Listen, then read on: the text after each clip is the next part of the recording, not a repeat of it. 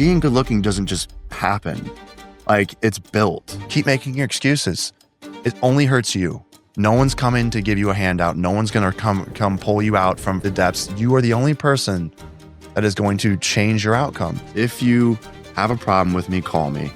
If you don't have my phone number, you don't know me well enough to have a problem with me. People say, here's the 5 steps to success. Here's this. You got to do this. And I believe that what you do is you just show up day in and day out. Shoe Dog. Best book I've ever read in my entire life. Even if you do a 100th of what is described in that book, you're going to achieve something amazing and life's going to be so fruitful. The difference between me, someone who's had a high level of success versus someone that feels they haven't had a high level of success, the difference is that when they decided not to do it, I did it. Damn. With the spotlight being on you, how you said a lot more opportunities present themselves. How much more negativity comes with that as well? That's a good question.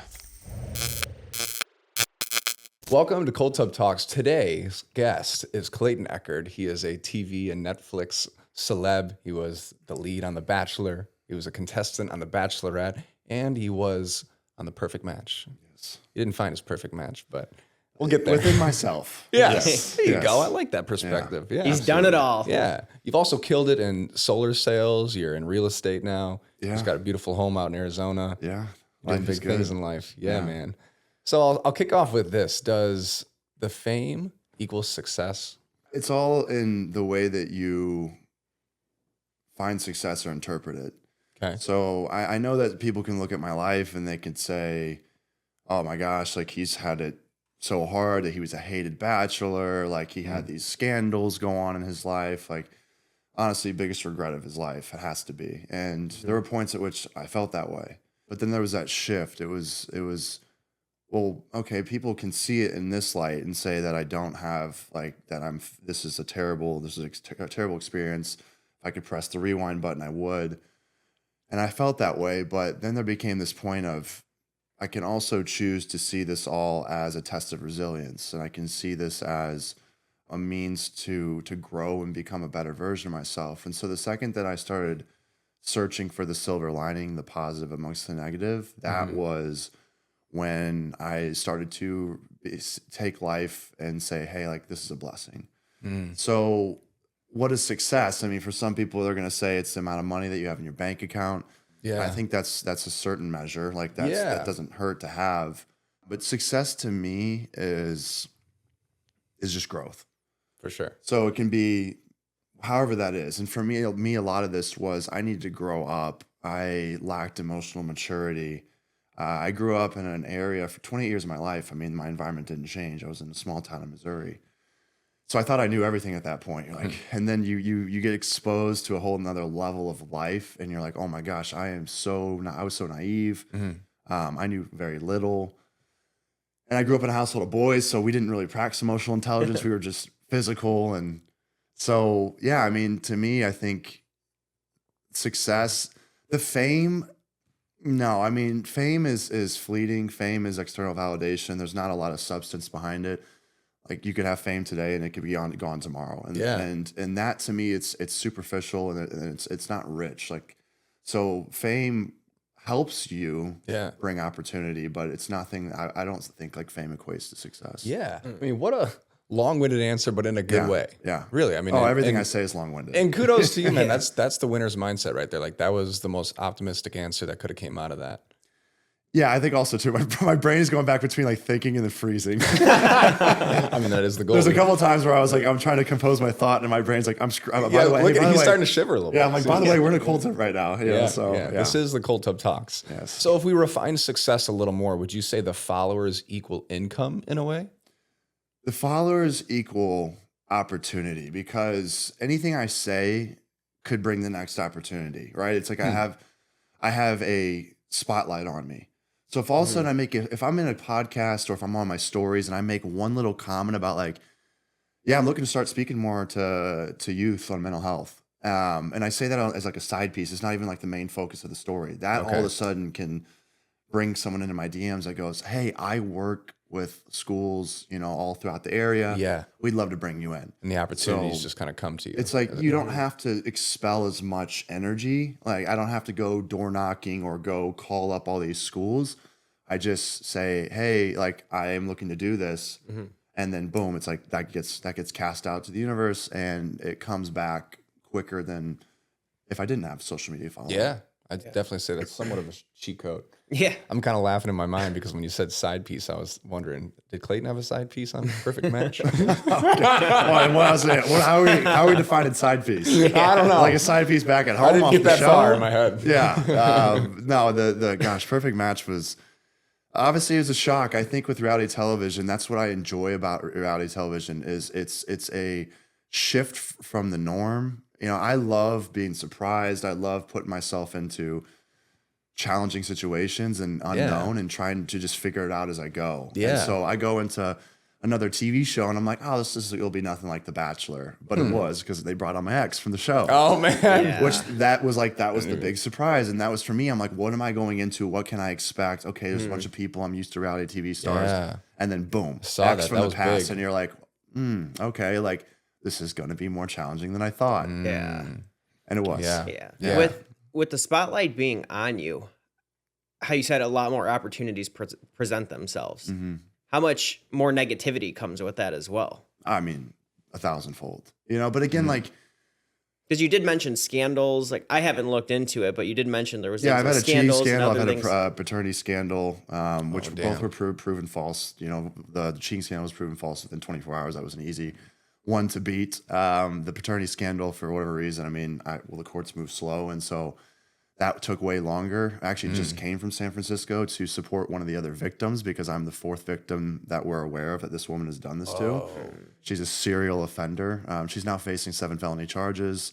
And I heard a little birdie told me she's facing serious prison time. So, Dude.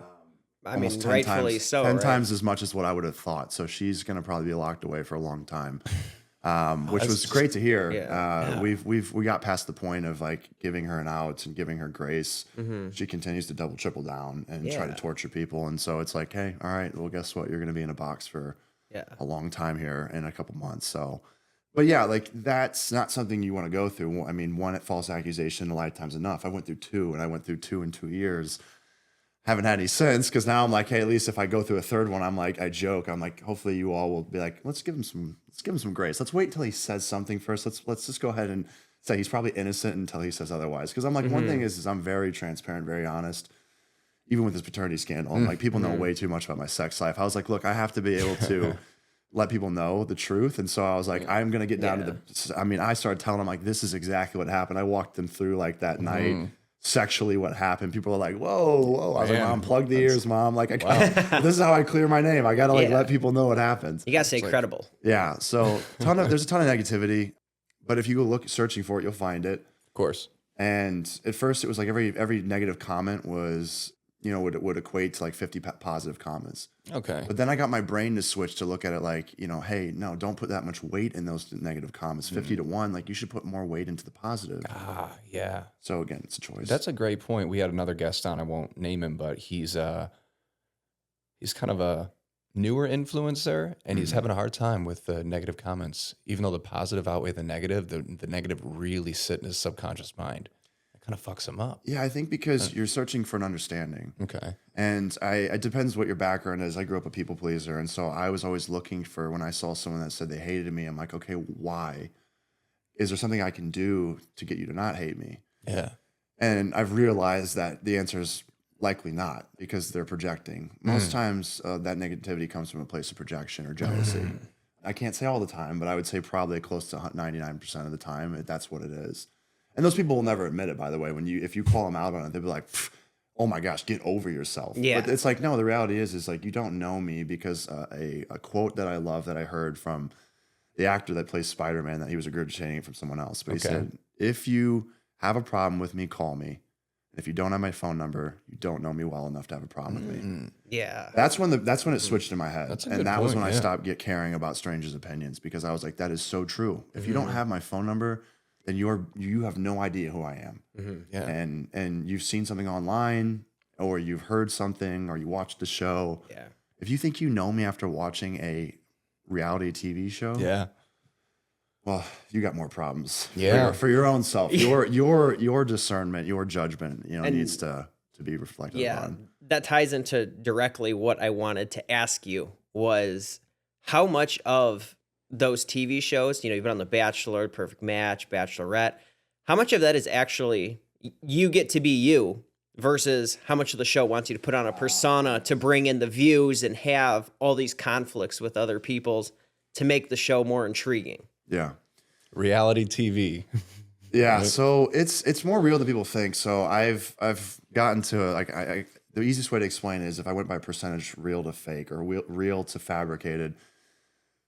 The Bachelorette experience was, I would say, was like 100% authentic. As a contestant, like you're not really given direction. You're just there. Okay. And so that was a very real experience. When I was The Bachelor, I'd say it was about 80% real, 20% of the time I had to act.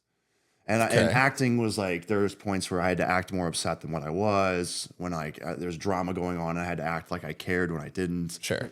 But that was also, I would say that 20% was more towards the front end of the season. Because the back half of the season to the last few episodes, that was 100% real. I was not in the know. All throughout the season, me and the producers would like talk and, they'd say, this is coming. And it was like this joint team effort to make a show, to make it move and make it entertaining.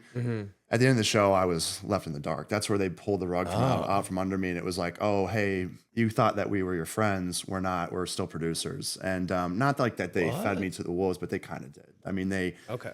And again, I was really angry and I thought, how dare you all? But the reality is they have to create an entertaining TV show. Of course, yeah. So has that evolved? Like going to Perfect Match with the streaming services, have they gotten smarter on the production side? Well, so again, it just depends on who the production company is. Okay. Netflix, there was no producer involvement at all. Whoa. So like that whole show, they're like, you can do whatever you want. I told them, I was like, hey, if you guys need me to do some stuff, like I'm willing to do it, And I was like, I'll play ball with you guys. And they're like, Sure. whoa, no, like we don't do that. Like I was like, well, that's what I did on The Bachelor. Like I had a little like working relationship with the producers. I wouldn't have thought. Okay. And they're like, no. But I was all excited. I came off Netflix. I'm like, great. Like there was no, like the producers, they just going to let you go and let you be what you want to be. Yeah. And I'm able to put out my authentic self and like, that's what it'll be received. Yeah. But I forgot about the editing team. Oh, yeah. That is freaking where the magic editors. is. Yeah. So that's kind of where all of that really does come. And the editors highly warped in my opinion, highly warped my persona on Perfect Match. I understand why they did I it. totally see that. They did it because there's no time for nuance on those shows. They got 10 episodes, they film all this stuff, and it's like, we need to put you in a good or bad category. That's what I wanted to know. How do they know who they want to paint as the villain on the show? Because whenever you see those shows, I don't personally watch it, but my mom does. There's always, from what I've seen, there's the charming, the really good one that people root for, that they hope they win. And there's always the persona of, this guy's an asshole, we hate him. And yet they drag him on the show so they can keep that conflict of, I really like this guy and I don't like this guy. So it sounds like you were more so the villain they painted you out to be. It's all based around how many episodes the show is able to air. So like, honestly, one of the best shows that I could have went on, now in hindsight, I didn't go on it originally. It was actually the first show that reached out to me, was Love Island. But I didn't go on it because I was like, that's way too raunchy for me. Now I'm like, oh, I could easily do that. Like, what do you want me to do? Like, pin a girl up against the wall, like make out with her? I don't care. But like at first I was like, I can't do that. Coming from Missouri, like I was like, The Bachelor was more classy in my eyes. But that show now, like there's like 60 episodes. And they don't really edit it. They film it and the next day they put it out. So it's about as live as it can get. Interesting. And so they need to show nuance because they're filling like every day. There's an episode 5 or 6 days a week. That would bode well for me because on the surface, I look like your stereotypical douchebag. I do. I mean, I look like the guy that's always doing everything. Calls himself out. Yeah, but like that's I've read this stuff online. It's like, everyone like I'm a tall guy. I played football, so people assume that I've always been the guy that had everything like just given to him. I was a superstar athlete. All the women love me. Like I've never had to struggle in my life, and it's like that's not true at all. I was a small, bullied 7th grade kid when I was 12 years old. I was like 5'6", 100 pounds maybe. soaking wet. And Don't describe me like that. but I was bullied like a lot, and I was friend zoned by all the girls, and I was a terrible athlete. I was a 4th string quarterback freshman year of high school.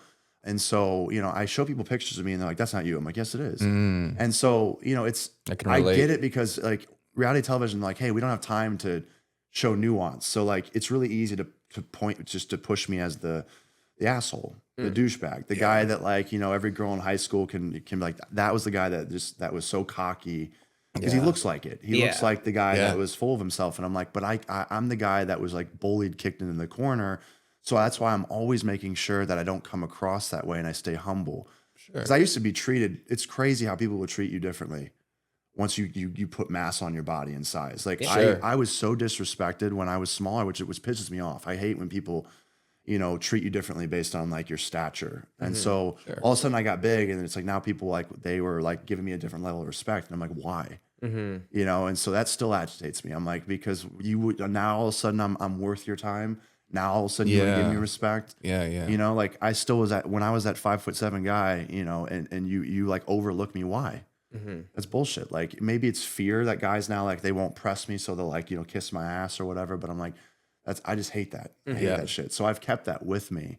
But it really rubs me the wrong way, and it bothers me when people like look at me and they're just like, they think because this is what I am now, what I've built. They think I've always been that, and I built this to get validated by the world, and so this was more just built trying to impress people.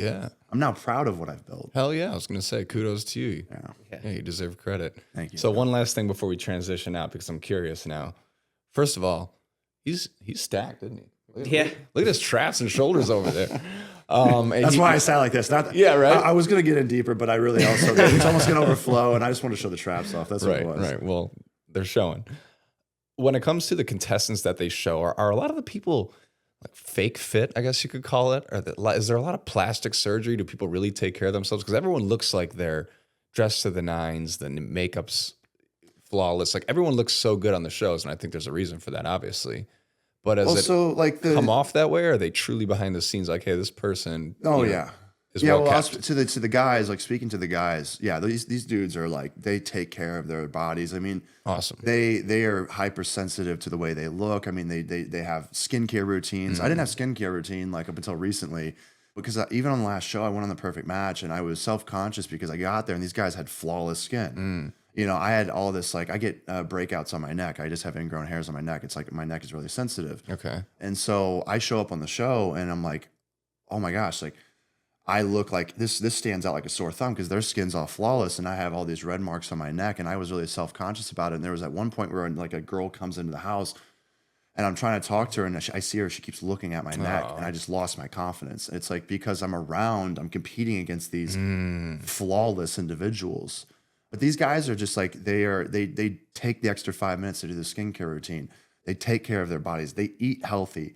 We had alcohol on the sets, and we would drink a little bit, but like there was no limit on how much we could drink. We mostly stayed sober. Damn. Because all the guys and all of us were like, we take care of our bodies, and we're confident. We don't you don't need alcohol to talk to these girls. Let's go. And the girls, again, like same thing. Like it's a lot of similarly minded individuals that are like, hey, you don't just stumble into a reality TV show. You have to have like done something. Like I get people go, oh, you're just good looking. That's the only reason you went on the show, right? But even if they're just good looking, like that requires like a routine that requires like taking care of your body, like your mind, like working out, eating right, going to bed at a good time. And so I'm like, it's being good looking doesn't just happen. Like it's built. It's some people might have the beautiful face, sure, but you could have a beautiful face and be overweight. And like, that doesn't mean that you're not beautiful, but like I'm saying, reality television is all superficial. It really is. For sure. Like they're just not bringing on a lot of people that are overweight because like, that's just not what sells. Right. It's more, it does in certain shows. Like people want more of like, they're like, we want more of this. Right. But like for these shows that I'm on, Perfect Match, Love Island, they want people with the ripped bodies that are like the sexy, too hot to handle. Like it's in the name, too hot to handle. You know, it's like that's what they want. So that requires, you don't just wake up looking like that. Like you really have to put an effort to get to that point. For sure. Good stuff. How you feeling? I'm feeling fantastic. I feel good now. Yeah. Yeah. All right. Yeah. I feel good. Mm-hmm. All right, it's time to transition. Quick shout out to the Pod Company, the sponsor for the Cold Tub Talks. I'm sitting here in the Ice Pod Pro, Coach Devin's in the Long Pod, and you can get your discounted cold tub in the description below. Check it out for yourself. Welcome back to Cold Tub Talks. I'm your new co-host. I'm not your new co-host, but That's awesome. I asked to kick this back off Yeah, because there's a pressing thought that's been on my mind for a week or so now. In fact, when we talked on the phone, I just felt like it was going to come up in conversation, but now I'm deciding to push it to the forefront because Okay. it's on the topic of success, and it's around the secret sauce. You know, what's the secret sauce? People say, how did you become so successful? How can I become so successful? And I figured it out. And I guarantee you all have figured it out as well. But I want to highlight it because there's the 5 steps. People say, here's the 5 steps to success. Here's this. You got to do this. And I believe that what you do is you just show up day in and day out. One of my favorite company mottos is Nike, just do it. I've found that saying, if you just do it and you simplify it down to that, whatever it is, and you just do it, and you just do it, and you just do it again over and over and over and over time, you eventually find yourself at that success at the top. And this is where I think a lot of people that don't find success get hung up. It's in their minds, and it's that split-second decision between doing something and not doing it, and that fear rises, and they ultimately decide to let fear be the decider in that moment, and it stops them from doing, and that's what causes them to eventually not succeed. I think about it like this, just like we did in this cold tub. I've been thinking about this cold tub since last night when I landed. My brain was like, you don't want to do this. You don't have to do this. You used to do this for football. It was for training. Now you're just like doing it for what? For a podcast? Like this, you're going to subject yourself to freezing cold temperatures, first thing in the morning. And I know there's plenty of health benefits, but my brain goes, you're already healthy enough. You don't need this. You've been without it for years now. Yeah. So why do it now? And then I get here and I'm standing and I'm facing right in front of that hot tub, cold tub, and my brain goes, don't do it. You don't have to do this. Like you can totally just avoid this. Yeah. But that's where then in that moment, I'm like, shut up, brain, shut up. Just do it. Just do it. You on the other side of this, you can decide whether or not you want to do it again, but just do it. And that's where in that moment, that fear rises up. I'm not some superhuman, super freak. I think that's where people go, oh, I just don't have what you have. And it's like, no, you do. And I still experience that fear. I still experience that noise in my head. It has never gone away. It's always there screaming at me saying, don't do it. But then I have that conscious mind moment of saying, just do it. Just shut it all off and just do it. Doesn't matter if you're an expert, doesn't matter like if you've done this, like if you've trained for it, like just do it. And then eventually, like if you're an amateur, you'll become more of an expert over time. And so you hop in and you just jump in. And then eventually, like on the other side of it, you're like, oh, that wasn't as bad as I thought. And that has been for everything in my life that I've ever done. The first time that I walked into my dance class to do hip hop dancing, I am like the stiffest dude known to man. Like my body is hardwired to do anything but hip hop dancing. And I love rap music. And so I always wanted to learn to dance, but I was always fearful of judgment. So all of a sudden, when I came off reality television, I thought, well, that was pretty crazy and that was scary, but I did it. Now, if I were to continue to do things that like without fear of judgment from others, what would I do? And dancing was like popped up in my head. I'm like, okay. So I start looking into it and I start asking people and they're like, oh yeah, I know of a studio. You should go to it. It took me a whole month from the time that I said I was going to do it to the time that I showed up to my first class because my brain kept saying, you don't have to. You don't have to. You're comfortable. Why do it? There's no reason to go subject yourself to that. There's no reason to expose yourself and show people how bad of a dancer you actually are. Finally, after about a month of like saying, like telling people I wanted to do it, I kept having people come up to me and go, have you done it yet? And I was like, well, now if I don't do it, like I'm a fraud because I said I was going to. Yeah. So I that's another thing that is really powerful that you can do is put it out there to the universe, and the universe will hold you accountable. Tell people you want to do something, and they'll start being like, "Hey, have you done it yet?" And eventually you're like, "Well, if I don't do it, then I'm not a man of character. I'm not a man of integrity." Yeah. And that's what pushed back. So I was like, "Well, I want to be a man of integrity." So then my ego got involved and was like, "You got to do it." Because what's more embarrassing? Like to be found out to be a fraud that can't dance, or to be found out as a man that has no integrity. And I'm like, well, that's a no brainer. Right. Wow. So then that pressure pushed me over, and they say what change is when it's when the pain of staying the same becomes greater than the pain of change. That's when change occurs. So that's the thing that you have to do. You have to increase that threshold, that pain threshold, to overcome, like, I can't stay the same any longer. And so I had all these people telling me, like, have you done it yet? Have you done it yet? And I was like, I have to change. I have to do it. I have to do it. I showed up. I walk into the class. I walk into the room. I'm in a beginner class. There's all these dancers, and they're not beginners. And I go up to the instructor. I go, hey, I must be in the wrong room. He goes, no, you're in the right room. This is the beginner class. I'm like, okay. I didn't want to ask him, like, what about them? I was like too embarrassed to ask. So I go back to the back of the classroom. My brain's screaming at me, get out. Damn. Get out. You're going to be embarrassed. They're going to start pointing and laughing at you. He goes, all right, guys, welcome to class. I'm going to teach you guys a routine. You guys are going to perform the routine here in like the next 15 minutes. I'm like, we're doing a routine in front of people? Like, what are we doing? I thought we were just going to do like a step, 1, 2, da, da, da. And I wanted to leave, but I couldn't. I was in the back of the classroom. I was like, this would be more embarrassing if I walked out right now. So again, in that moment, there was a greater fear of walking out. So I said, stay. I'd rather, like, it's more embarrassing for me to walk out than it is for me to just stay here and fake like I'm confident that I can do this. Yeah. I ended up dancing, and it was so uncomfortable for the first 15 minutes, and then I settled in. And then there was a guy that was like just there first time as well. Like I was there for my first time, and his skill level was about the same. And they go, oh, okay, now you're going to perform in front of everybody. And I'm like, this is where everyone's going to point and laugh. And so we start dancing, and the experts, they step back to let us go first, and they start going like, oh, all right, let's go. Yeah, yeah. And I'm like, what? Why are they cheering for us? Like, we're not even good. But that's when I realized I was wrong. Like my brain told me that this was going to be like a moment where I was going to be laughed at and embarrassed. And I was like, that's not what this is at all. And so again, that fear was there, ever present, screaming at me, like telling me to leave, and it never goes away.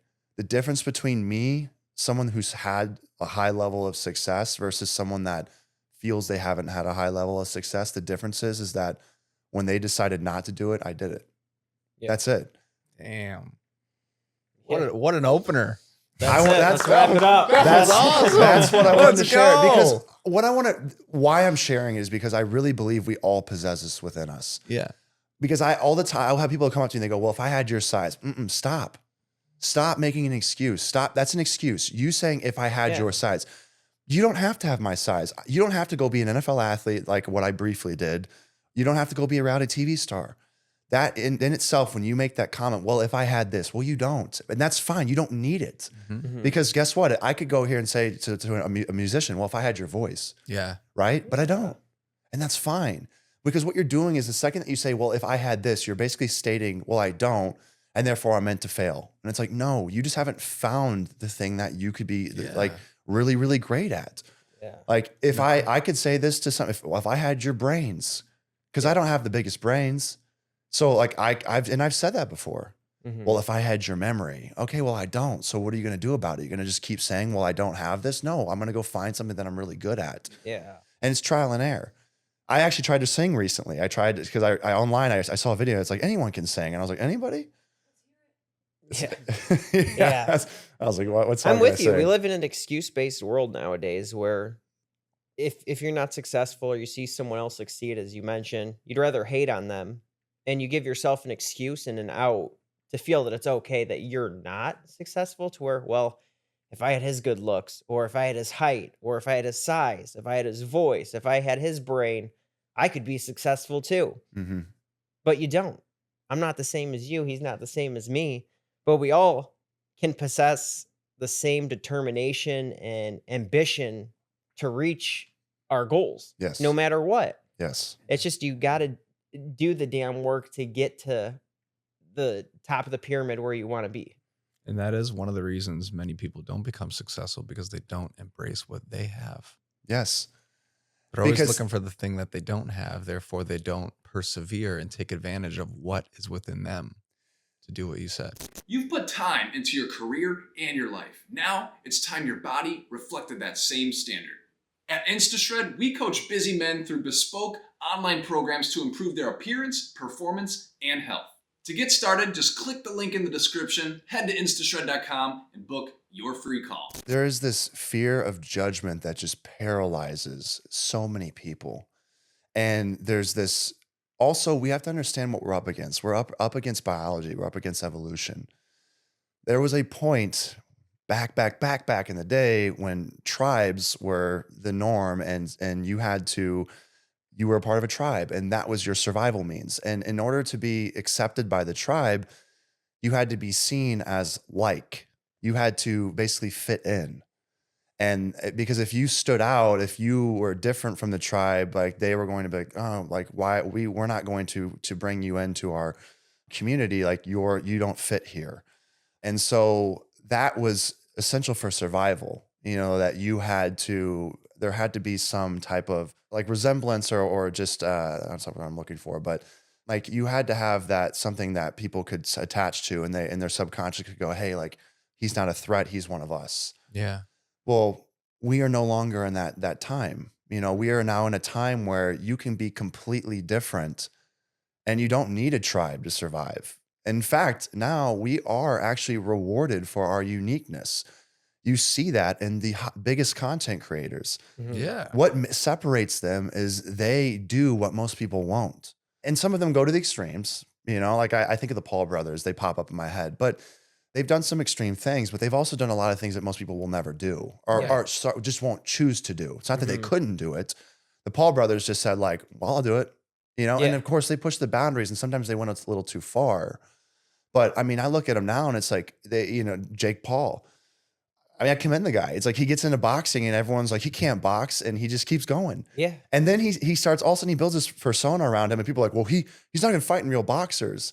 But guess what? You're gonna watch him. Yeah. Because he's doing all the trash talking. Because that man Yeah. is excellent at trash talking. That man is excellent at performing. Yeah. And then Logan Paul's brother, decides to go in the WWE. People are like, well, he can't be in the WWE. This guy has no skill set to be so. Is he really? Yeah. Yeah. WWE superstar, Yeah. one of the biggest ones there Well, is. here's the thing. Everyone's like, he has no skill set to be in the WWE. Well, what I didn't realize was he was apparently a Division I wrestler. Yeah. This guy's doing Crazy backflips athletic. in the ring. He's extremely athletic. So again, until you like dive in, you're like, why is this guy going to the WWE? Because he knew he had it within him. He's like, I'm a freak athlete. Because he is a freak athlete. I mean, you should watch him when he does the matches. Yeah. He's doing crazy. backflips and then just like landing on these guys, the coordination, and he's a performer. And again, but like he knew he had this all within him, and he's blessed and he's gifted. Not everyone can be a Paul brother. Not everyone can do that. It's like not everybody has. Those guys shine because they have multiple skill sets. It's like another guy that recently that I've kind of watched here and there is Speed. I don't know if you know who Speed is. I Show Speed. I Show Speed. Yeah. That man is an entertainer, but have you seen him? He jumped over a Ferrari racing at him. He's extremely fast. I mean, this guy is multi-talented. Yeah. That's why he is as successful as he is. To get to that level of success, you got to have blessings and multiple skill sets. But not everybody. He's also making probably hundreds of millions of dollars. Yeah. Right. So most of us would say, I don't need hundreds of $1 million. I just want, maybe $500,000. Yeah. Okay, well, many of us possess the skills to make $500,000. Absolutely. Yeah. I've started to make my way up there. I'm not quite there yet, but from where I used to make money to now, I mean, I've tripled, quadrupled my income, and it's like it's not as hard to make that money as people think. You just have to find the avenues where the money is. But I don't believe you have to be super talented. You just have to be super driven and consistent over time and stick with something. Yeah. Going back to your point about Nike, if you've never read the book Shoe Dog, best book I've ever read in my entire life. Longest book I've ever read in my entire life. Really? But it's the story of Phil Knight, and he goes into vivid detail. Oh, I've heard And of it is incredible. Yeah. But the perseverance that man went through, everyone can do that to a different level. Yeah. You don't have to do it to Nike's level. But Yeah. like you said, even if you do a 100th of what is described in that book, you're going to achieve something amazing, and life's going to be so fruitful. Yeah. You'll be sitting on the couch at the end of the day realizing like, wow, I've made something of myself. I'm happy. And it's possible. And I speak from a place where I came from a small town in Missouri, population 10,000. So it's all perspective based. Some people would say that's a big town. Some people would say that's super small. Yeah. It felt small. I mean, we had, it was, there was farmland, but it wasn't just farmland. It was suburban life, but I was raised in a blue collar environment. We had enough, but we weren't rich by any means from a financial perspective. And so I grew up in that environment. I wasn't just blessed with all this opportunity. I created the opportunity from a place of insecurity. Mm. I took my insecurity of not feeling good enough and let that be the driving force for what caused me to show up each and every day and try to be greater than I was the day before. Because what I was searching for was validation from the outside world, because I started to feel insufficient around 7th grade, where at that point in life, when you're a child, your sense of value comes from friendships and sports.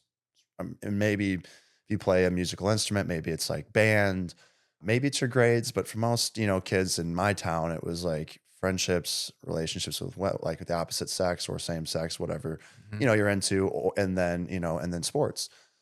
Well, at that point in my life, I was a terrible athlete. It was a backup, athlete. And then I also was friend zoned by all the girls. Backup. My nickname was Big Brother.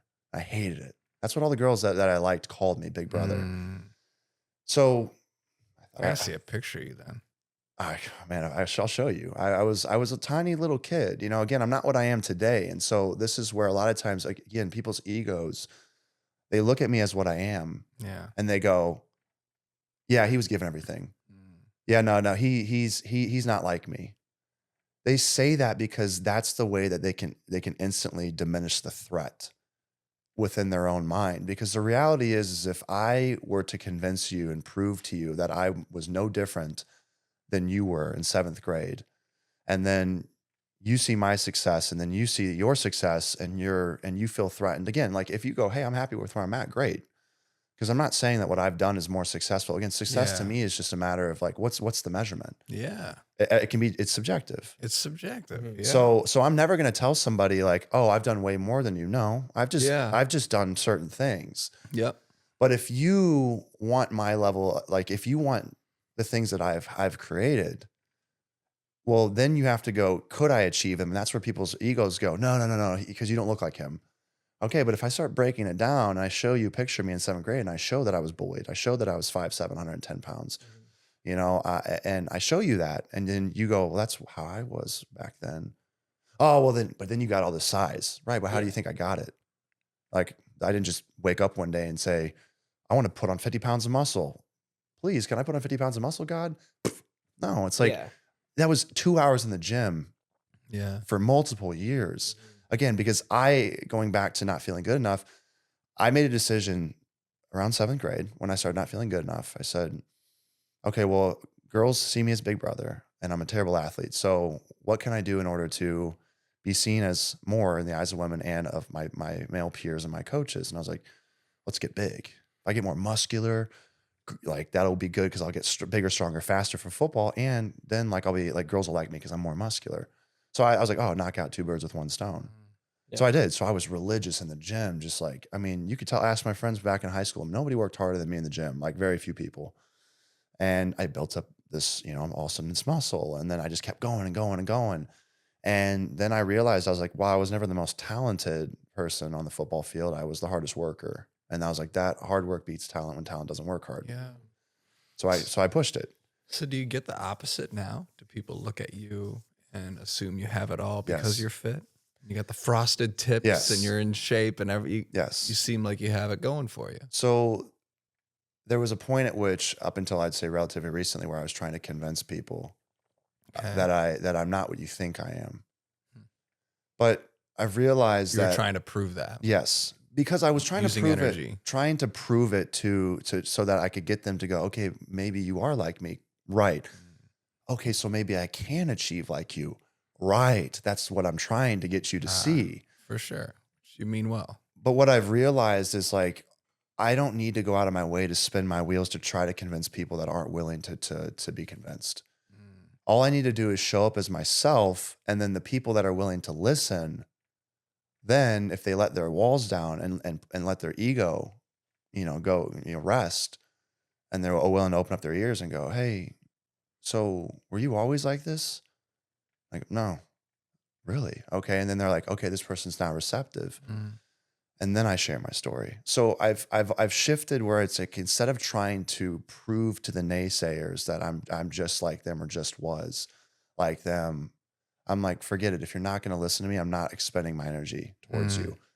I'm going to just be a beacon of light. And for those that want to figure out how I've gotten to where I've gotten, then I will open up and share and give all my energy, because that energy is being, first off, they're allowing it to be received. I'm not just going to throw energy in a direction at someone that's blocking it. Like, if people want to continue to make excuses, I'm at the point in my life where I'm like, I'm not going to save you, and no one Yeah. will. Great awareness. It's just you. Again, like, people don't want to hear this, but the reality is, if you're still stuck in a situation that you've been in for years, it's because of you. Yeah, 100%. Absolutely. You can blame your environment all you want. And your environment, of course, has absolutely impacted where you're currently at. But I'm sorry, I hate to break it to you, but I'm going to challenge your ego right now. I know guys that came from nothing. I had teammates that, they say, got it out the mud. They came from a really poor income area where they were sharing Happy Meals, splitting Happy Meals amongst 2 or 3 siblings. Yeah. Who got the toy though? Yeah, right. I guess it was who didn't want to eat that day Smarson. got the Yeah. toy, right? Like, they were telling me they would make ketchup sandwiches. They'd have bread and they'd throw ketchup on it. That's all they could. That's what they'd eat, because that's all that their parents could afford. Yeah. Some of them didn't even have 2 parents in the household. They had a broken household. There was no job opportunities around them, so all that they could do was gang life, because there was literally no jobs around. I mean, I knew teammates from East St. Louis. If you ever drive through there, it looks like a war zone. It looks like there's no opportunities. There's boarded up old businesses. Cops will tell you, don't stop at stop signs, just drive through them, because that's how dangerous it is. But there are people that are born into that environment. And I talked to some of my teammates, and they said, they shifted my whole mindset on gangs. They told me, they're like, yo, gangs, honestly, like they protected me, because they want to see someone make it out the hood. Mm-hmm. So they go, hey, we're not going to allow you to be in this.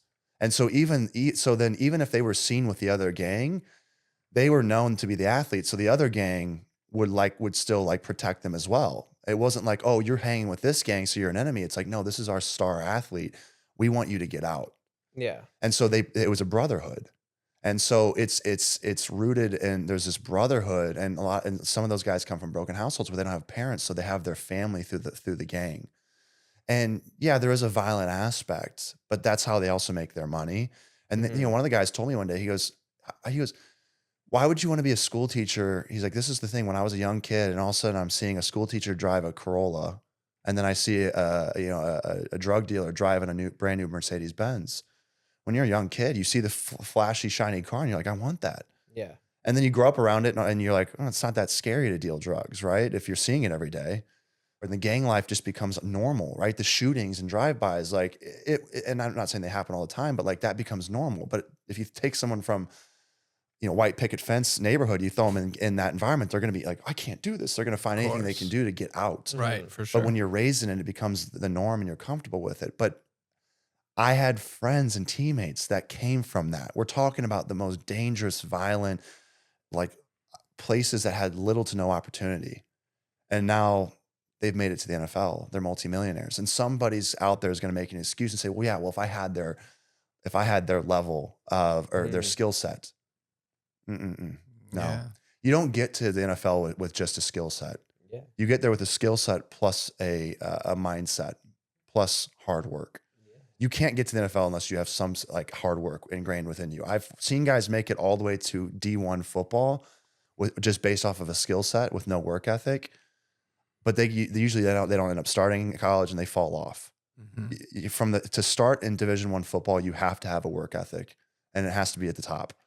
And so again, like if somebody can make it out of there, then what's your excuse? That person came from nothing. Yeah. So again, keep making your excuses. It only hurts you. No one's coming to give you a handout. No one's going to come pull you out from the depths. You are the only person that is going to change your outcome. So if you want to keep playing victim, and you're going to hear this message today. And someone here is going to listen to this and be like, F this dude. He has no idea what he's talking about. They're going to turn off the podcast. And guess what? I guarantee you 5 years from now, you'll still be in the same spot. Yeah. So wake up. Wow. Woo. That was fire. That was some fire Dude, that coming makes out. me think. Quick story. Someone wrote me off the other day because you mentioned the word secret sauce a couple minutes ago. And I said it in a conversation with someone who was interested in getting their health back in check. He's an affluent male. He's a trader in the market. And he heard me say the word secret sauce. And he cuts me off and he's like, whoa, man. Like, I can't do this anymore. What? He's like, anytime I've ever heard the word secret sauce in my life, the red flag goes up. Like like there's no secret sauce, blah, blah, blah. And he popped off. Yeah. Like, dude, however you took it, however I said it, I think I was just going with the flow. And he couldn't get over it. Yeah. It was that subjective element of like, hey, you said the words that have triggered me in the past and therefore I cannot proceed. Yes. It's like, holy hell, whether I have the secret sauce or I'm doing something that people have done in the past and it simply works, does it really matter? Yeah. How I frame the word, the verbiage, the sentence, the phrase, but it's that subjective element. Some people can't get past like being closed-minded.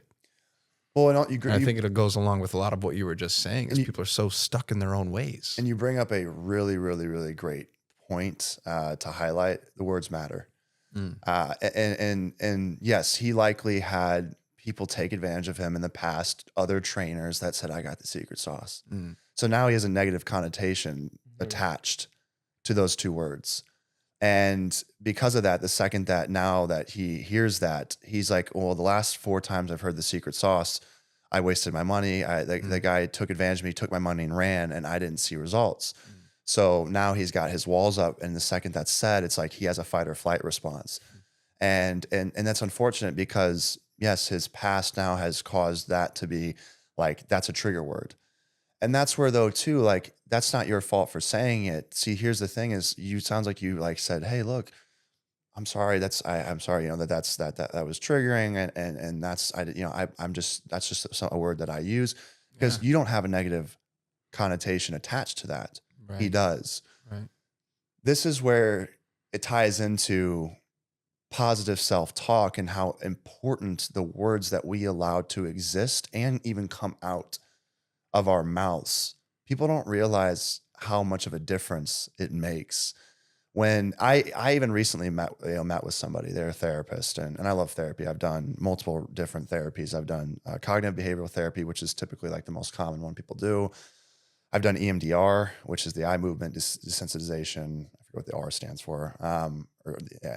But it's incredible. It's like I did that, had a massive breakthrough. I've done hypnotherapy recently. That was really powerful. And I've done plant medicines. I've done breath work. I mean, when it comes to mindfulness, like I'll go all in. I'm like, whatever, send it my way. Yeah. But I was talking to this therapist and she said, it was so interesting. She said, I want to do instead of saying, I want to touch base and I wanted to touch base and do a download with you. She goes, I want to touch base and do an upload with you. I just remember all of a sudden I got caught because I'm like, typically like, I want to do a download with you is what's more commonly used. She won't even say the word down. So she says upload. And I'm like, it means the same thing, download, upload, like it gets the same point across. Yeah. And somebody might go, that doesn't make a difference, but it can. It really, it over time as these words saying. It sounds so woo-woo. It does. A lot of people probably even hearing this are probably like, that's so out there. But let me take it. Let me make it a little bit less woo-woo. When somebody goes, oh, I can't do that. You don't want to do that. See, there's a difference between the ways that those are said. When you say I can't do something, you're telling yourself subconsciously that I don't possess the ability to do this. Correct. Versus I don't want to do that. Because I get this a lot. I get this a lot where people go, oh, I could never go on reality television. And I always cut them off. I go, no, you could. And they go, oh, well, yeah, but I wouldn't want to. Yeah. I said, right. Big difference. I said, that's, you don't want to go on reality television. And they go, yeah. And I go, just, I want to hammer that home right now. You could do it. Because it's not hard to go on reality television. Like if you get asked to go on, you basically you do a couple interviews and you're on. You go on. It's not. I'm not saying like you know. It depends what the show's over, right? Like, and earlier we were talking about this. Like certain shows, yeah, it's superficial, so you have to build the physique, you have to look the part, which can take years and years and years. But like actually going on reality television is a phone call, few rounds of interviews that are maybe 30 minutes apiece, sign some papers, you're on. It's not that hard to go on reality television. It's just a matter of, do you want to? Yeah. And that's where people go, well, I had this conversation yesterday with somebody. I said, hey, there's a show that's here locally. I said, you should do it. She goes, oh, I couldn't do it. And I said, it was via text, so I didn't go down the same path with her because I was like, I'm not in person, so I'm not gonna be like, well, you could do it. She's like, what? You know? So I texted back, I go, well, why don't, instead of saying, why can't you? I said, why don't you want to? And she said, I like my privacy. I said, okay. Fair point. So yeah, you like your privacy, but you don't want to do it. That's where I'm like, get rid of the word can't, because until you tried it? And most people will say, well, I haven't tried it. All right. So then don't say you can't do it. You can say that I can't do it once you've tried it. You know, I couldn't play in the NFL. Oh, you couldn't? No, I tried. Oh, you tried? Yeah, I ended up I couldn't make it to Division I football. I didn't get any scholarship offers. It's every area of life. Yes. Do you follow Tony Robbins at all? I've watched his videos. Like I don't follow him all the time, but I've watched many of his videos. No. He has this flagship event called Unleash the Power Within, and part of it is walking on fire, real fire. Mm. And I think it goes to that same point of a lot of people say, I can't do it. So I'm going to show you how, and you're going to do it. Mm-hmm.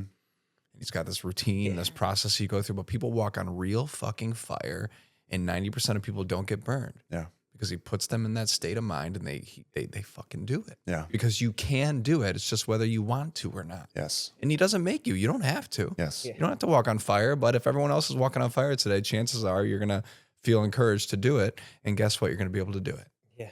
And if you want to do something, the greatest thing you can do is, first off, go search for those that have done it and look at them. There you go. And let your brain analyze them. You know, like I do this where I will watch someone do something and my brain will look at them physically. It'll analyze them like, well, okay, they're doing this. And if it's a physical feat, I'm like, all right, well, I really like, I'm looking at myself and I'm looking at them, and I know that I know what I'm capable of physically, so I can do this, you know? And so again, I'm creating a justification in my brain to get over that fear in that moment. And it's like, cause again, all you need to do is be able to just get your body to go forward and take that step. And really, again, it comes down to brain screaming as I'm standing right in front of that cold tub. And all I have to do is take one step. Yeah. Literally, the second I take one step and then I take another step, I'm in. So it's like I'm 2 steps away, right? And that's where it's like you get to that point, and that's where it's at. The voices are screaming the loudest. But I want to highlight that like that doesn't ever go away. So I think people think that, well, these super successful people, they don't have fear. And this is also what I hate, is that you have these gurus and stuff that have done something in life, and all of a sudden they act tough. They like they're like, I don't feel fear. I'm like, shut the hell up, dude. Like that's just that's and what problem is like that that's bullshit. You do feel fear. Like I would be, and if you don't, then that's dangerous. Because if you get to a point where like you don't feel any fear, and there are people that can stunt the fear. I mean, I think like the adrenaline junkies, the people that are, you know, that are walking on tight ropes without a safety net in between buildings, or like those people, but they put their lives at risk, and eventually like some of those guys do die. Like, but you have to have fear. It's healthy to have a certain amount of fear, because that's what's stopping you from getting hurt or killed. It's a practice. So like, sure, can you numb it? But it's not, to me, it's like, it's not cool. It's like how like in the workforce, like when I first got into corporate America, and I had this coworker, he's like, I said, hey, I'm putting in a 2 weeks notice here. I'm going to go on vacation. I guess that's not the right terminology, but I was like, hey, I'm going on vacation.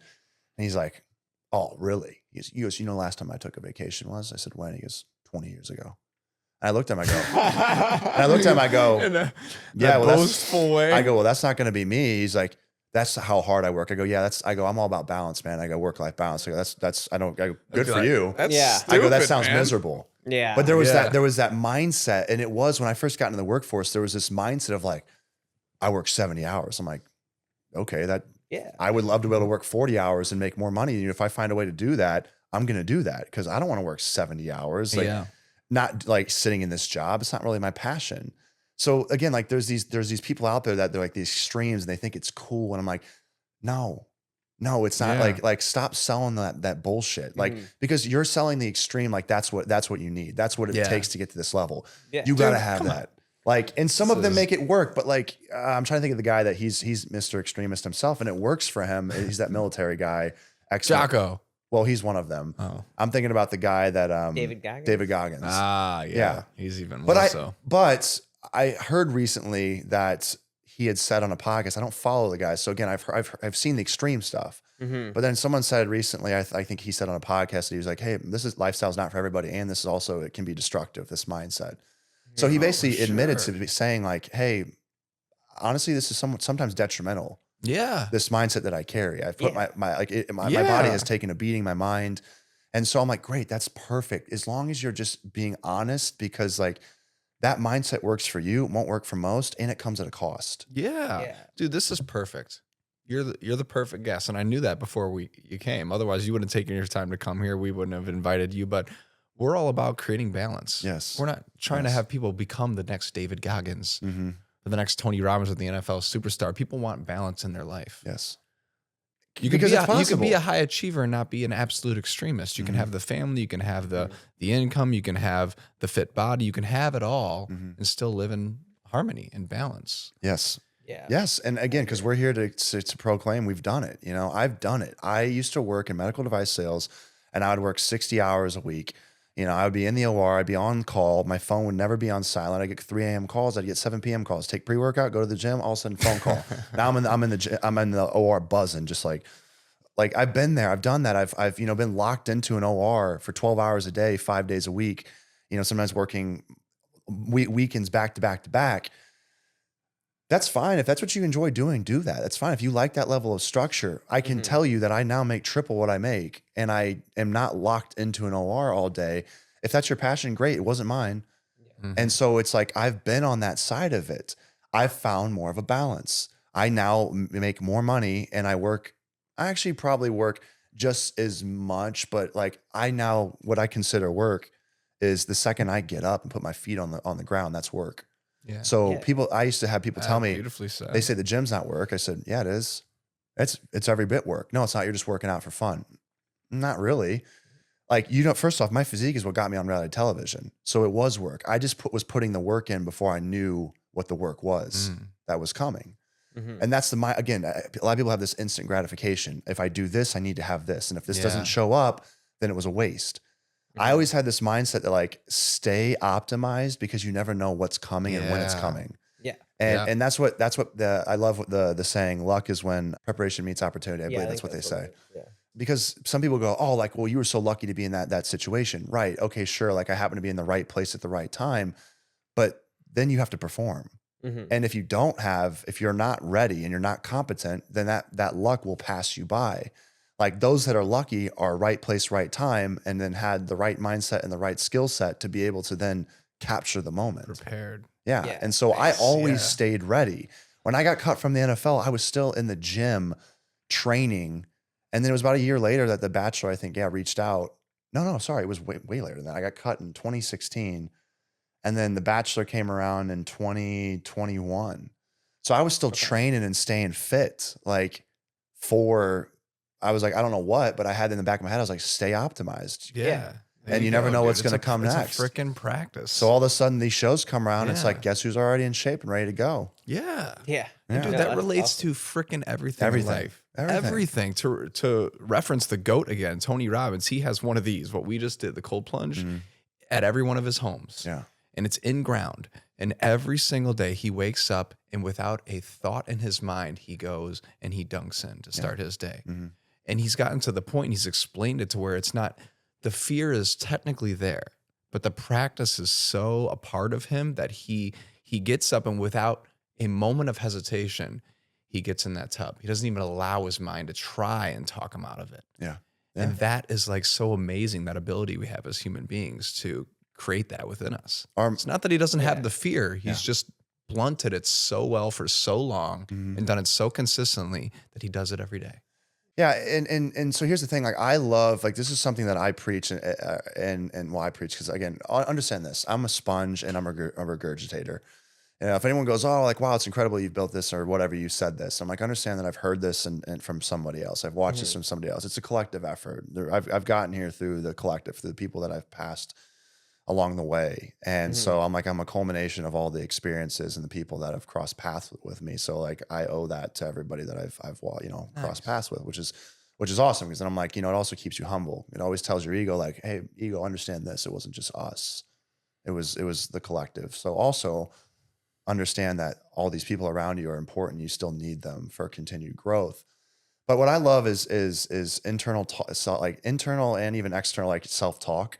I get that every morning I wake up 5 a.m. So I'm really regimented. I'm an early morning riser. Yeah, you mentioned that. And I love it. But I'm also like, you see me at 8:30 at night and I'm like I'll be nodding off. Like, that's us. Yeah. And some people are they're the night owls. Great. Whatever works for you. I love the early morning grind because I like to get up and my phone starts ringing at about 8 a.m. So from 5 to 8, it's your silence. time. It's my time. Nothing can get in the way of it. Yeah. So I get up and I go to the gym first thing in the morning. And the gym, cold tub, they're both types of hormetic stress, which is a positive stressor. And what you're doing is you're subjecting your body to stress that's beneficial. But when you do tough shit first thing in the morning, you set the stage for the rest of the day. You prime your brain to go, I just did something tough. Yep. So then the rest of my day isn't as hard. Mm-hmm. But it also spikes your dopamine. Like you look at all the studies on the cold tub, it spikes dopamine. The gym spikes dopamine. And so then you get in this feel good state. It's like, well, how you start your day is likely how you'll carry on through the rest. So if I start my day on a great note, then I'm already going to have a great day more than likely than if I just wake up at the last second, my alarm goes off and I got to like get ready and race to get ready in 20 minutes and then run to work. And it's like, now I'm frantic, right? Like I'm feeling like I'm having to play catch up. So now you're already your brain's agitated. You show up, someone walks by you like, hey, how you doing? I'm good. And you're just in a hurry to go get to work. And so like now you've just passed them by. And for also, you don't know if that person you just passed by might have been your next big opportunity. I knew you were going to say that. Because that's what I've realized is like when you are in a flow state where there's no rush and you've created a routine and you're just like, I am going to get stuff done, but like I have scheduled these things out and I'm going to wake up and I'm going to do this, but I'm going to leave a little bit of time in between. And when I started doing that, I started, people would be like, hey, how you doing? I'd be like, I'm good. How are you doing? And that just little moment of staring at them in the eyes and looking at them, that connection, they're like, I'm great. They're like, you got a great smile. I'm like, oh, thanks. I really appreciate that. They're like, hey, are you from around here? I just moved here, whatever. Right. And then all of a sudden comes of it. Boom. And I've had that where I've had that conversation that then led to a job opportunity that made me multiple six figures. Same. And it's like, what if I'd have just ran by him that day because I was in a rush? Mm-hmm. Hey, how you doing? I'm good. I'm good. Well, all of a sudden they're like, I'm not going to say anything else because he's clearly needs to go somewhere. He's agitated. So yeah, then you just keep running. Yeah.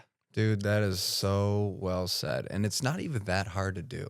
I think society really wants us to become autonomous and, schooling. I mean, we'll save this topic for another day. Schooling, 9-to-5 jobs, blue collar, that you really have to break the rut to create that experience for people. My wife and I, we go to Disney World often, and we always say how whenever we point out to someone else and ask them like, hey, how are you doing today? One of the workers, they're kind of like starstruck, like, what? Yeah. Like, you just asked me how my day was? Well, yeah, it's a simple question. It took me 5 seconds. How are you doing today? Yeah. And a lot of the times they point out, no one ever asks me. I'm always the one asking them. Yeah. Because people just going about their damn days and, like you said, blowing people out. How you doing? Oh, yeah, I'm good. On to the next thing. Like, dude, take a moment and be present and create that experience for potentially yourself and for them. It feels good. And you get to rest your head on the pillow at the end of the night knowing, you know what, I touched some lives today. You know what, I put some smile on people's faces. I did more than just live for my fucking self. Yeah, and let's run in the rat race. Yeah, and let's challenge something. 'Cause I know that someone listening here all of a sudden has this in their head. Well, I don't have the time to do that. I guarantee you that's a lie. And you know what? I guarantee you it's a lie because like if what time are you going to bed? Yeah. What time are you getting up? Yeah. Take a pulse check on your day. Yeah. So go through your full day and be mindful. And this is where mindfulness is so powerful.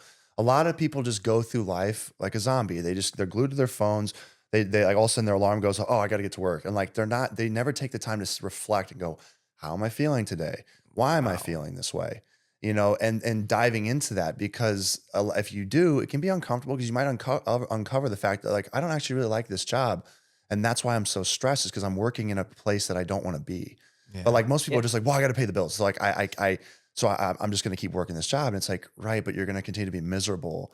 Like what you should do is, if you're mindful and you check in with yourself, you're going to start asking questions. You're going to start uncovering the truth, which we do have all the answers in our heads. We just sometimes, maybe if we can't figure it out, we need other people to, you know, to prompt us through the right question, or maybe the right conversation. Someone listens to this. But again, like there's the excuse, I don't have time. I've heard that plenty. And I've heard that from people that say, well, I have kids. And I get it.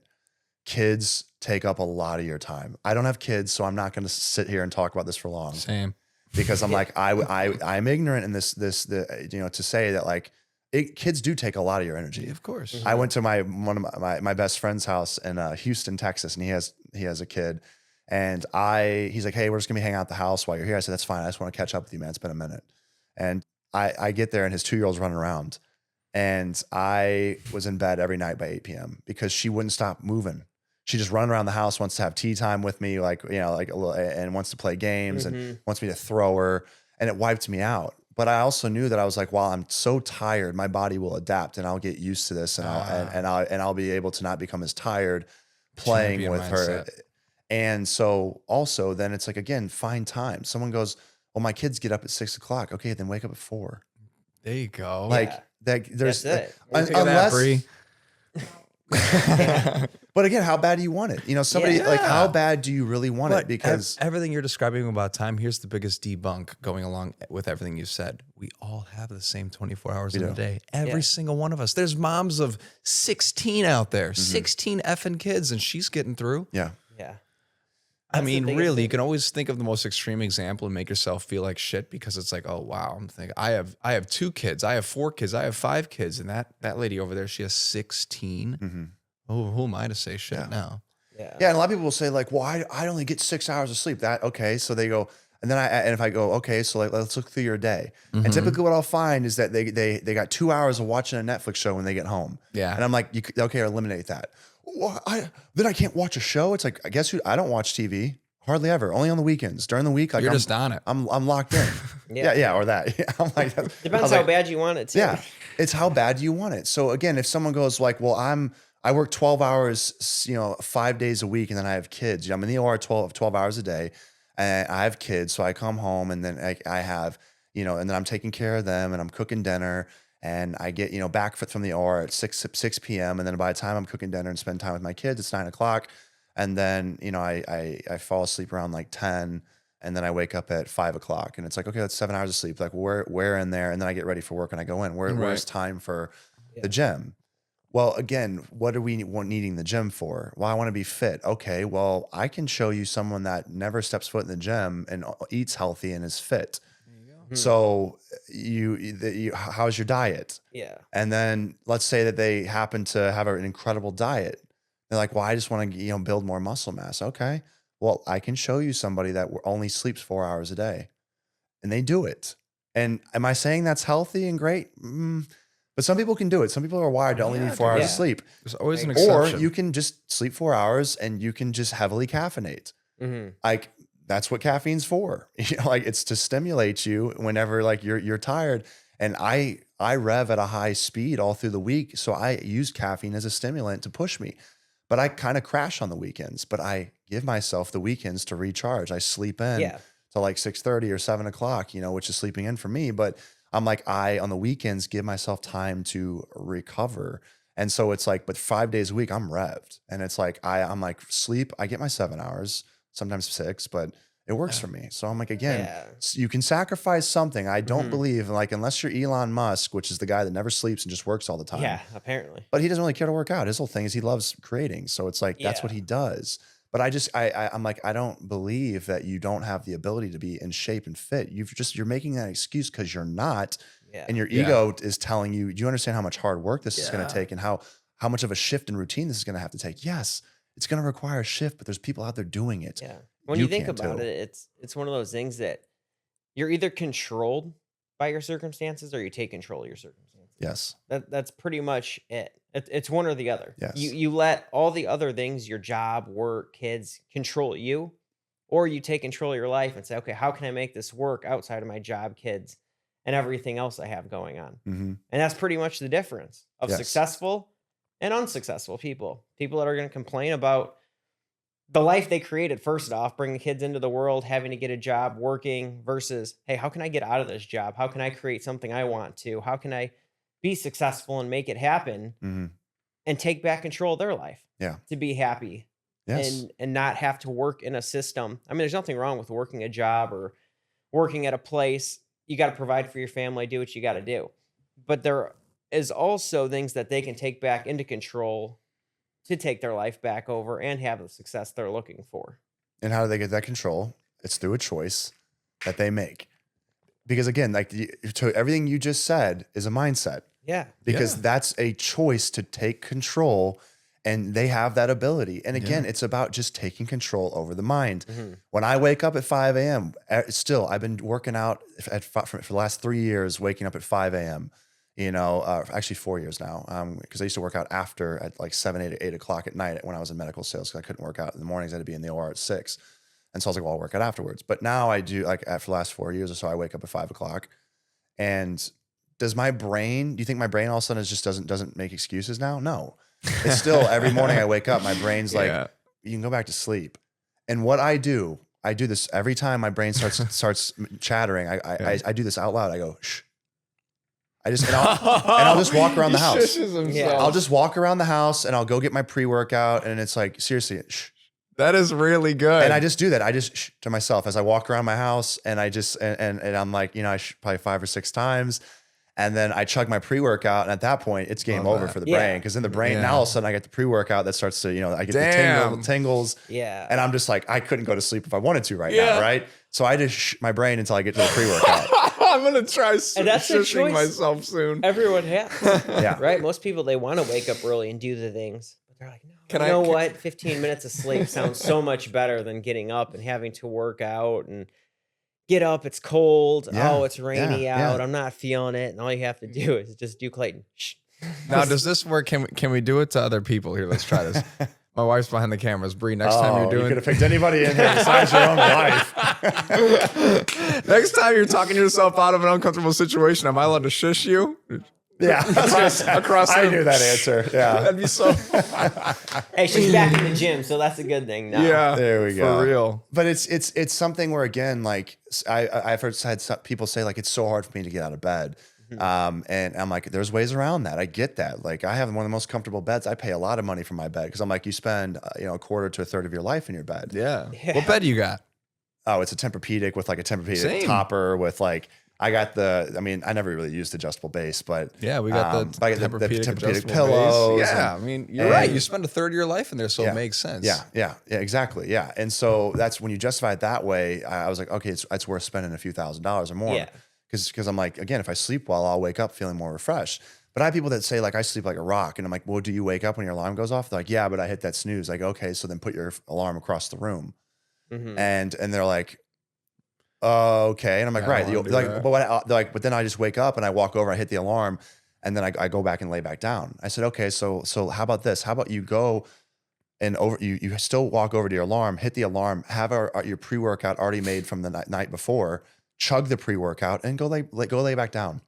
Dude, he's like, have you thought about being a motivational speaker? Of course, a lot, but I think I've still the reason why it hasn't completely taken off yet is because my journey still required me to go through some stuff first. Of course. And so I built up more experience through the stuff that I've went through. And so, I do believe that I'll be back on a platform and sharing all this. I mean, there's a reason why we had you here today. Yeah. We've got a friend that does that same thing. He has so much knowledge up in that head of his because he's consumed so much content, but he wants the easy path. He doesn't want to do any of the hard work it takes to have what all these people have that he wants. He wants what they have, but he doesn't want to do what they did to achieve it. He wants to snap his fingers and have it.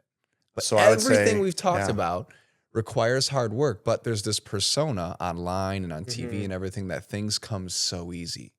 But they fucking don't. And I would bet you he's complacent. I would bet you he's complacent. And going back to something I said earlier, I'm betting you that the pain of staying the same has not become greater than the pain of change for him. Ah, yeah. So the pain's a little bit there. And it's sad when people have to get to that rock bottom point because it's unfortunate. It's a sad place It is, to have to it get is, to. but I'll counter that. I'll say it's also it's essential, and I would say most successful people have hit rock bottom at multiple points. That's true. Because I did, and that's where all the change occurred. Like because when I hit rock bottom, I said I have two choices. I can either stay down here at rock bottom, or I can decide to claw myself back out from this valley that I find myself within.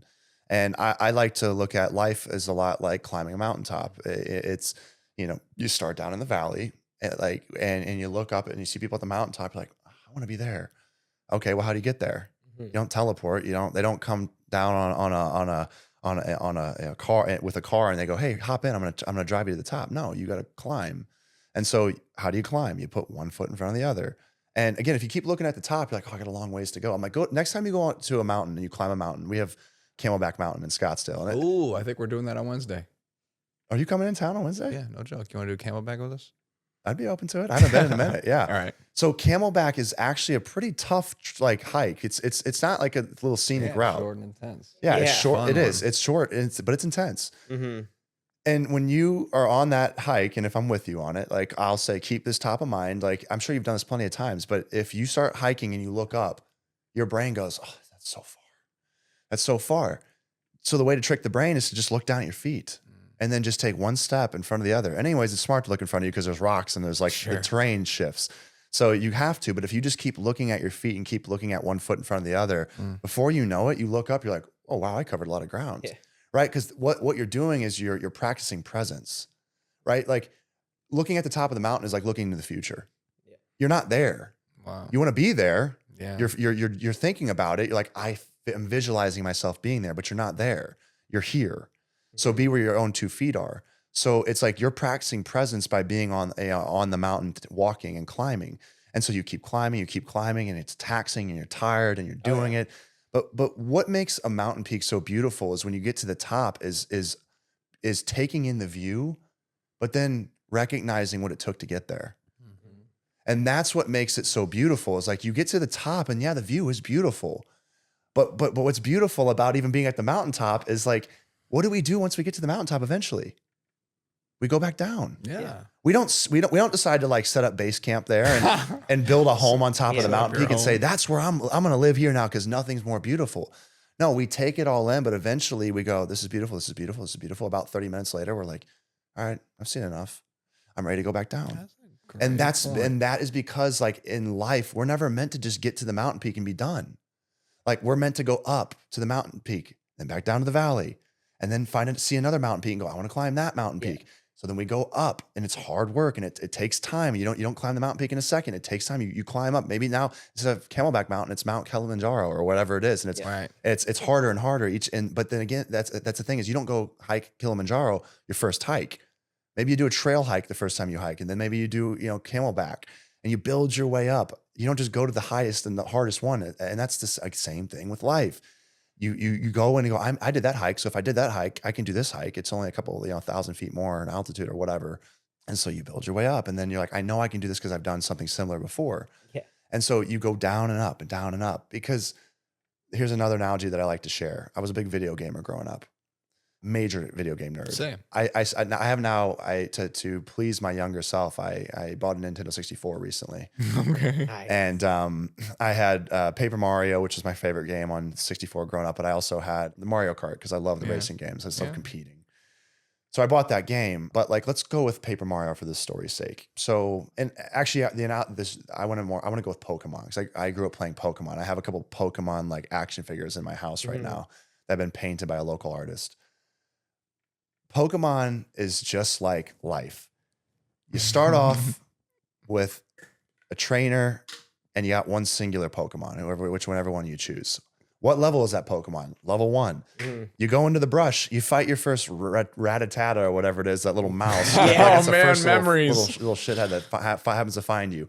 And you fight it, and what happens? Level 1, and it kicks your ass. Yeah. And you're like, oh, so what do? Then you go back into, you're like, I'm going back in, I'm fighting him again. And you fight him again, and maybe you lose again. You're like, damn it. Well, what do?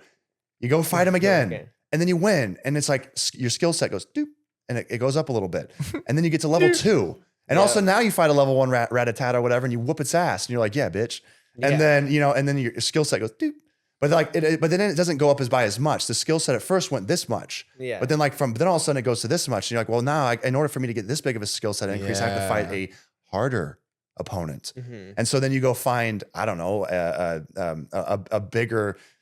This is now I'm testing my Pokemon skills right now, but like a golem or something, I don't know. And you find that and he's level 5, and you fight him at level 3, get your ass kicked.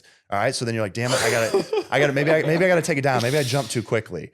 Right. And then, so then you fight a couple level 1s or level 2s, and then all of a sudden now you're level 5, you're level 6, level 10. And then also eventually you get to, there's a trainer, and he's got 3 Pokemon, and you got 3 Pokemon, and you're undermatched, you get your ass kicked. So you go back, you train more, practice more, and you go back and then you kick his ass. Well, then what happens? There's just another trainer beyond him, right? Like once you beat one, there's another. So levels. And so what you do is then you keep creating a bigger skill set. You build upon the previous skills that you have, and you keep leveling up, and then you beat another final boss or another boss. And then there's another boss above him. So then you build more skills up. You don't just go fight the final boss day 1. If you did, you get absolutely obliterated. Yeah. You have to like beat like lower level bosses, and then again that gives you more confidence and more skills to continue to climb.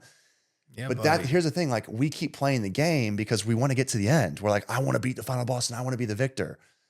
Here's the difference between video games and real life, and this is a beautiful thing. When you get to the end of a video game and you win, you feel incredible. You beat the final boss. You're like, I am the Pokemaster.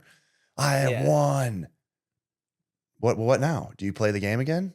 Maybe. If you love the game that much, you may play it a second time, but you're not as enthusiastic as you were the first time. Most people decide to never play that game ever again because they know the outcome and they don't want to play it again. Yeah. That's what's beautiful about life is we don't want to actually ever get to that point of 100% completion. Yeah. Because if we do, we won't want to keep playing. Yeah. You freaking beat me to it. The whole point of life, I believe, is self-mastery. It's to strive for self-mastery, but to never actually achieve it. Yeah. And that's beautiful because we'll never stop finding things to work upon.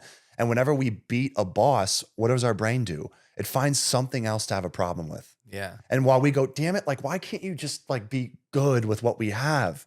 Like we built something really good. Your brain's like, no, because you wouldn't really actually want to be complacent. You don't want to be 23 years old right now and just have figured it all out. Yeah. So I'm going to give you something else to work on. So I'm going to make this a problem. And I'm going to make the pain of staying the same become greater than the pain of change. So now you're going to work towards achieving that.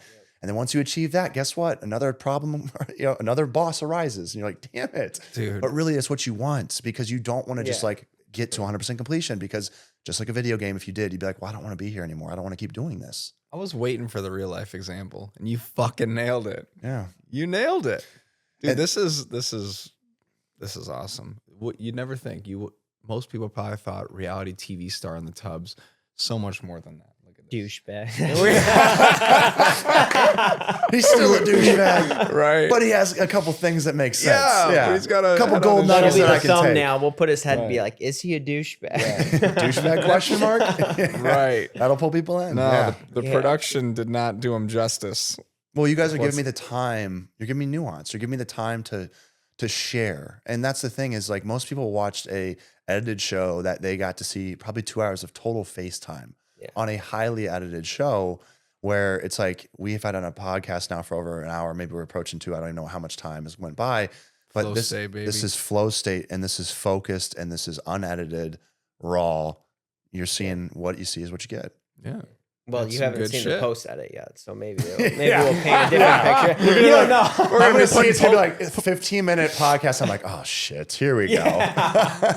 No, flipping things real quick, going back to being on the reality shows and the dating shows, what is your ideal match?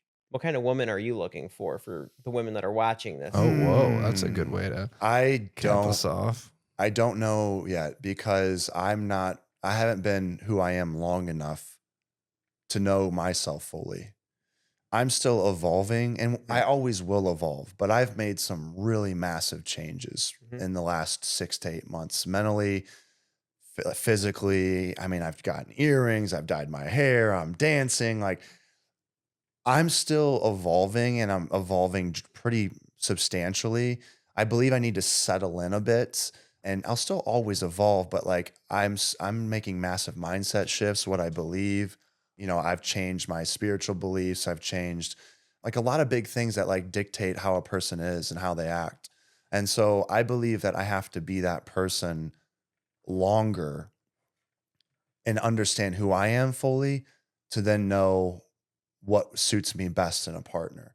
I did just recently date. I decided I wanted to try to settle down, and I ended up, you know, matching up with somebody through a dating app, and she was really great, and she checked all the boxes on paper initially. She was a hard worker. She was very fit. She didn't drink. She didn't party. She was going to bed, waking up around the same time that I was. She just liked to stay in, and she liked to work hard. She was going to school to be a therapist, so we both had the mental health connection. A beautiful girl. So like checked all the boxes up front, which typically doesn't happen. I don't find people that just check those initial boxes. And so I was like all in. So things got serious really quickly. But what ultimately hung us up was the difference in religious viewpoints. And I didn't think that I was going to care because I'm spiritual, and she just had a different belief. And so I was like, oh, I'm really accepting. But I found that she was rigid in her beliefs, which I respected. But I'm fluid in my beliefs, where I'm like, I believe this today, but I could believe something else tomorrow. And I that's where I was like, this won't work, because you have a rigidity to you that is substantial, a rigidity in religion, because religion defines morals and values. So I'm like, you have a rigidity in that. And I need someone who's more fluid, at least, because that's how I am currently. Very similar to politics and stuff. There's just like a friction in a relationship where. Now I may develop a rigidity, and then maybe she was right person, wrong time. But I believe this: if she's the right person for me, and it was just the wrong timing, then whenever I create the right timing, she'll still be there. If she's really meant for me. There you go, dude. Anything can freaking happen, because honestly, my wife was and is pretty rigid, and I'm very fluid. But guess what? People can change and people can adapt. Yeah. And when you go in with an open mind, or as best as you can influence yourself. What do you know? And also, rigidity and fluidity is a balance. Absolutely. Like you can find that's a balance. If someone's super rigid and someone's super fluid, then you might be able to balance in the middle. That's freaking it, because I'm so thankful she is that way, because if she was the same way as me, we'd be making decisions in the same way. And sometimes I need people to challenge my way of thinking. Same with a business partner. If you have a business partner, if you're in bed with another person that does the same thing that you do or thinks the same way than you do, well, you don't need them. And that's exactly. Have yourself. Go get someone that's the opposite of you. Exactly. That's where opposites. I mean, a lot of my friends are very different from me. If you lined all my friends up in a row, you'd be like, what? I don't see the commonality. It's like, right, you can't see it, because if you'd have to be able to see within, because that's where all the commonality lies. And really, all my friends, the common denominator is open-mindedness. That's what the common denominator is. That's it. That's a good common denominator. Yeah, it's a great one. But like I have friends that are Republican, Democrat, like extreme Republican, extreme Democrats, in the middle, like apolitical. But they're open-minded. I got Christian friends, I got atheist friends. I mean, and they're all within my like, and guess what? It's fun. We'll get into it sometimes with each other.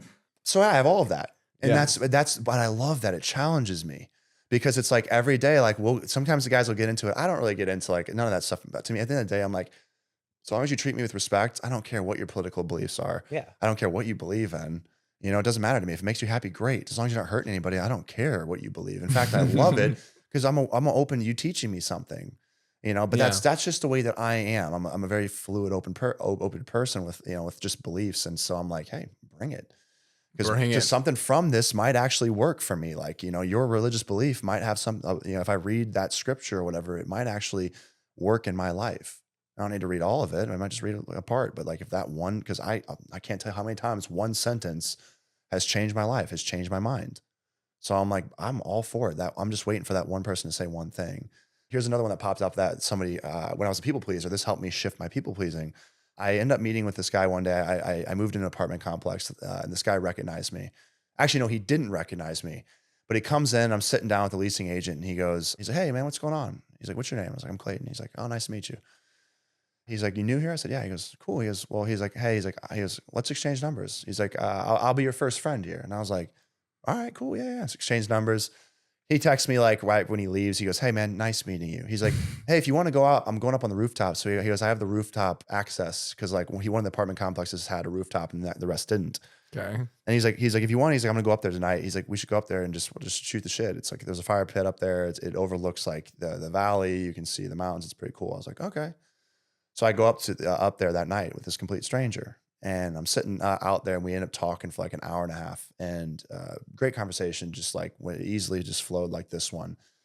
But one thing he said in that conversation shifted my narrative completely on the way that I perceive other people's opinions. He said, take this into consideration, and if you believe this will change your life. He said, you can never say the wrong thing to the right person, but you can never say the right thing to the wrong person either. He said, believe that. He goes, if you believe that, don't overthink it. Don't look for exceptions.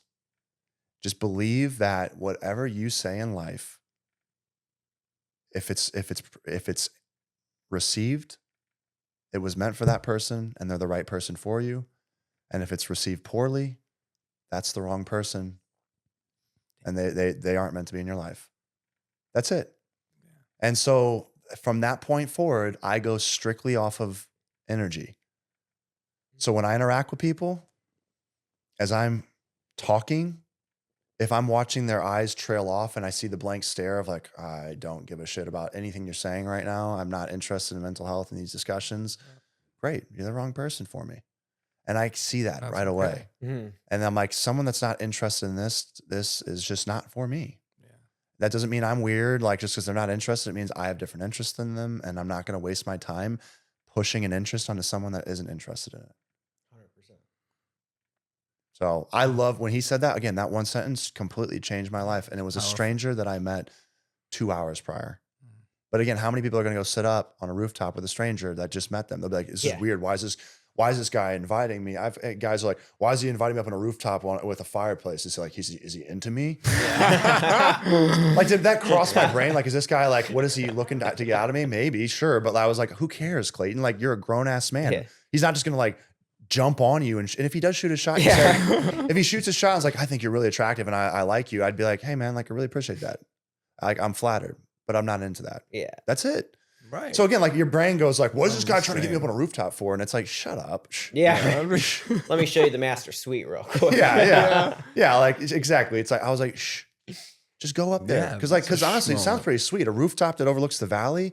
Like even if this conversation with this dude sucks or whatever, at least you get a view and then you can just find it, be like, hey, like this is awesome, man, but I'm tired. I'm gonna go to sleep. Right. And, cause I was like, my bedtime is around that time anyways. Yeah. Thanks. Yeah. The view was awesome. Like I'll see you around. Easy to walk out of. Yep. And so it was just like, I'm way more open to that now. I'm like, because I've had strangers time and time again, man, just say something. It's just like, boom, light bulb. Wow. This has been awesome. Yeah, man, I'm glad we connected. What's sick. One last takeaway that you would share with anyone that could help change their life for the better? Start listening to the thoughts in your head and start questioning them. So mindfulness. Mindfulness is what has changed my life in the last 3 years. Because the power that we possess within, most people won't act upon. There is a reason for everything that you do. You just likely don't ever bring it to conscious awareness, but your subconscious is aware of it. Yeah. So how you bring a subconscious thought to the forefront is you feel a certain way. You get a feeling of anxiety or you feel angry or you're happy. And most of us just basically feel a feeling and then let it pass and we don't reflect upon it. No. This is what I would challenge someone to do. And not even challenge sounds like it's a very simple method. It's just a simple check-in. When you wake up tomorrow, or you can even do it tonight, because maybe you'll forget by tomorrow morning. So like, let's say whenever you're listening to this, let's take immediate action within the same day. Before you lay down at night and go to sleep, I want you to sit at the edge of your bed and I want you to put your feet on the ground and sit on the bed. And I want you to just sit there for a second and just say, how am I feeling? And there's no wrong answer. Mm-hmm. Just stop and go, how am I feeling? Yeah. Am I happy? Am I sad? Am I grateful? Am I agitated? Whatever it is, feel it, let it come from your subconscious to the conscious forefront. And then just go, why? Ask yourself why is the follow-up. Why am I feeling happy? Why am I feeling sad? Why am I feeling agitated? Whatever. Yeah. If that answer comes right away, great. Then you have all of a sudden, you understand why you feel the way you do. If it doesn't come right away, don't get agitated. It's okay. If you don't get an answer right away, I'd say you just give yourself at least 2 minutes. Like, I'm asking for 2 minutes of your day. If an answer doesn't come within 2 minutes, then don't be like, oh, I got it. Just go, okay, nothing. No, I don't know why. Okay, no worries. Yeah. Okay. Go to sleep. And then go about your day the next day as you normally would, and then do it again. That's my challenge to people. And that's such a great end cap. That's a Yeah. good takeaway. I had a life coach that I worked with one-on-one for a year and then in a group setting. And the biggest takeaway of all the things he taught me, he was an ER doc in one of the most stressful situations you could ever be in, the lead of the ER. And he taught me mindfulness. Yeah. All the things he taught through our coaching, that's the biggest takeaway. And honestly, made such a great change in my life. I don't care what else I took away. The fact that I got to practice mindfulness on a whole nother level, I was like, I am so much better, therefore, for the rest of my life. Yeah. 'Cause I'm practicing this. And that's where I want to tie a bow on the end of that, like to pull it all together. Let's do it. Let's tie a bow on it. Why do that, Clayton? Why do that? Because you start with one time in the day. And then I'll challenge you to do 2 times in a day, when you wake up and when you go to sleep. Mm-hmm. And then what's going to happen is you'll create a routine out of that. And then you're going to catch yourself doing that a 3rd time in the day on your own. You're going to have something hit you, like all of a sudden you're going to have all this emotion well up, and your brain, because you started to prime it to be mindful, will go, why am I feeling this way? And then all of a sudden you're going to start doing it 4, 5, 10, 20. And then every time an emotion comes up, you're going to start being mindful. And then what happens is you've woken yourself up. You've awakened your consciousness, because we have all these distractions around us in life that take us out of a conscious state and put us into essentially a sleep state. We're zombies throughout the day. We have our phones that just cause us to just slip into a state of subconscious energy where, like, we're just staring at our phones and our conscious mind isn't really thinking. Yeah. It's just flipping and watching and getting dopamine Yeah, hits. so true. And then we go to work, and like we get to a point where we're so good at our brains are smart. So we're on autopilot. We're driving to work and we're just zoned out listening to music. Right? The music is it's like we don't want to sit there in silence, so we turn on music so our brain doesn't have to think. And so we get to work, and then like our work is so routine. So we do these things and we're able to, like, we got music. Maybe some of us have, we're factory workers. We got music playing. And so we're shutting off the conscious mind, and we're just doing the things we have to do. And we're in autopilot all day. And that's like, you've completely cut out your conscious mind's ability to operate. It wants to exist. Your conscious mind is how action is taken. You can't take action on something you're not aware of. You have to be aware of it first. Yeah. So bring it to the forefront, from unconscious to conscious, and then act upon it. So this is where the fight back against all the distractions in the world, NFL, football, basketball, NBA games, like Netflix, all these things are distractions meant to slip you into an unconscious state of mind. So you have to be actively working back against it. So again, like, you start with these mindfulness checks 1, 2, 3, 4, before you know it, you're doing it 10 to 15, 20 times a day, 100 times a day. And then you start to realize, like, this doesn't benefit me to sit here for 2 hours and watch Netflix. Like, what am I really getting out of it? I can do it, but I should do it less, not every day for 2 hours for, 7 days a week.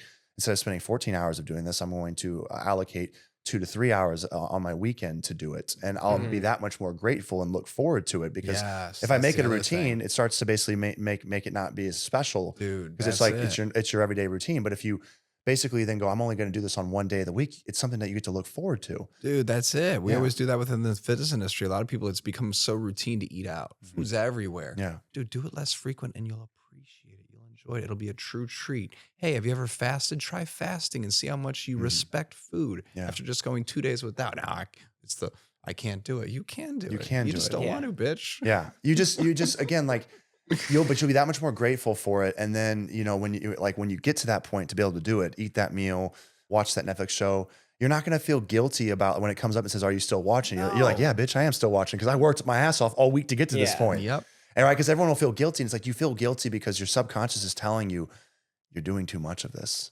You don't need this much. We can have this. This can exist. Yes, sir. But you're doing too much of this. I need you to do more of this mindfulness. I need you to do more of working towards creating your passion and bringing that to the forefront, because you and me both know that we're not happy where we're currently at. And that's why we do it. And that's why we are mindful, and that's why we show up each You either every do day. it or you don't. You do it or you don't, so the choice is yours. Right. Dude, you're the man.